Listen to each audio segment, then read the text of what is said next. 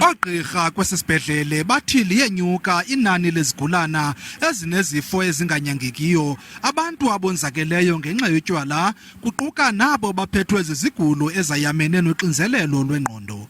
Zibalelwa ku-68,000 izigulane ezingeniswe kutshanje, ezingaphaya ku-700 kuzo zinyangelwa umonzakalo weengozi zemoto. I'm asking for help, and you can help us to provide the better care for yourselves.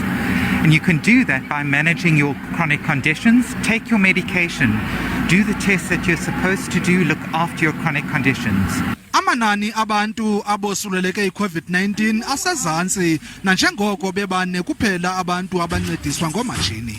Amanani aye enyuka abantu abapositive. Nangona enyuka noko iqondo labantu abalala esibhedlele, hospitalization, alixhalabisi kakhulu.